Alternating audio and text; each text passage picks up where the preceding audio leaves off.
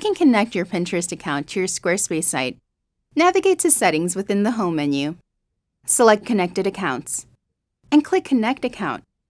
Choose Pinterest from the Social Accounts menu. You'll be asked to sign in to your Pinterest account to authorize Squarespace to access the account. Once your Pinterest account is connected, your Pinterest settings will pop up.